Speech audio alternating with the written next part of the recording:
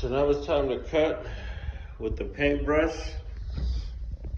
See how to paint the walls. You just want to paint the top of the walls first. You're gonna paint that line up there. It's a little easier because you have a light ceiling. I mean, the key to this is a good paintbrush. There's usually like a ridge up there. I don't know if you see it, but if you get the tip of your brush into that ridge and just slide it along the ridge, it's usually typically easy.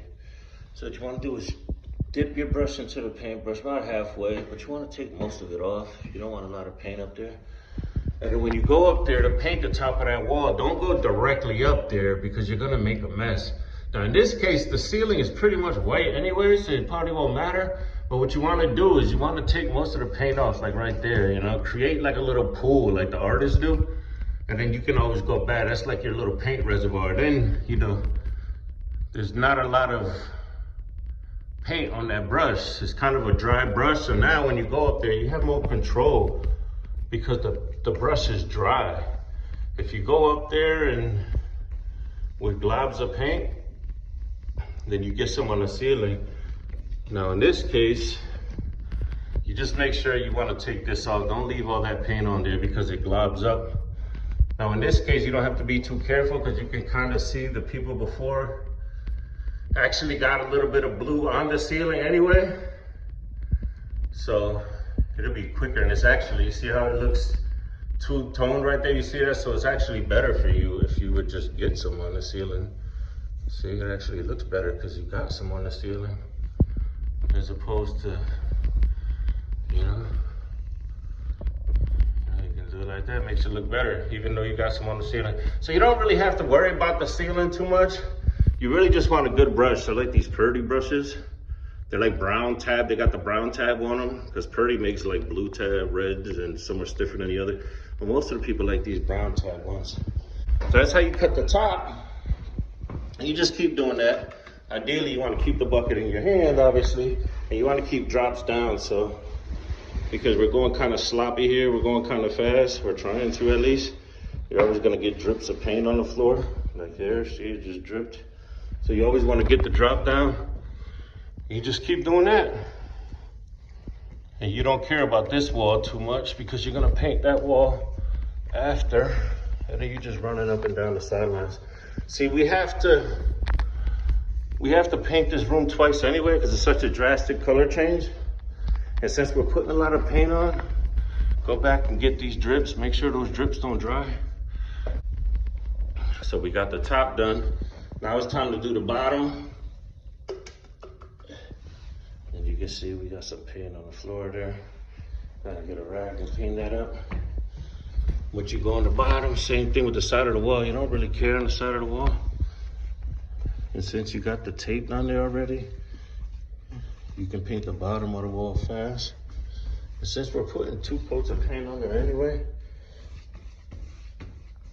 but you want to paint the bottom either way with, you know, a drier brush, because you do have tape there, but that tape is not really going to prevent like a blob of paint from seeping through. It's not going to do that. If you put a blob of paint on there, it's going to find its way through the tape and it's going to bleed onto the baseboard. Not that it matters. Most people wouldn't even put tape on a baseboard because it is white on white. So you're not going to be able to tell. I just like to do it anyway. And you just do that as you kind of go down there with like a dry brush. Just try to stay away from the tape. As you can see, I'm barely hitting the tape. See, in this part, I didn't even hit the tape. So you don't want to you don't want to blob the freaking paint on there because it will seep through. So you just do that to the bottom, just keep going all the way around. And then you want to cut the outlet covers. You don't have to be careful. Too many people when they paint, they're a little too careful. And being careful slows you down. You don't need to be careful. What do you need to be careful for? You got drops on the floor. It's easy to clean up, even if you do make a mistake like over there. You don't have to be careful. What you want to be is fast. You want to get this room done. I only charged this lady $250 to paint this room. And I gotta paint it twice. And I had to buy paint. So that's not a lot of money. But I didn't have nothing else going on.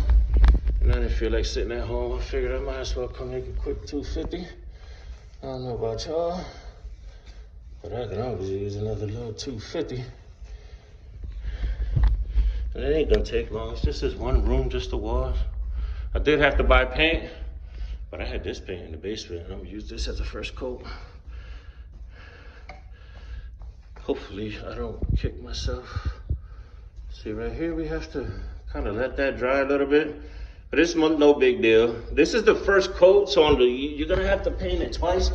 Most of the time when I paint, I try to paint just one coat. So I would normally put it on there heavy, and I would be a lot more careful.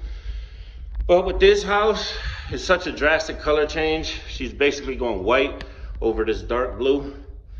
And you know, that's the thing nowadays. Everybody's just going white, white on white on white. And it's good news, but it's bad news. Good news is I probably don't have to, it's gonna look good because the ceilings are white and the baseboard are white, so it's not gonna look bad. Bad news is you're gonna have to start painting everything twice. And that means more money typically. But yeah, that's how you cut the room in.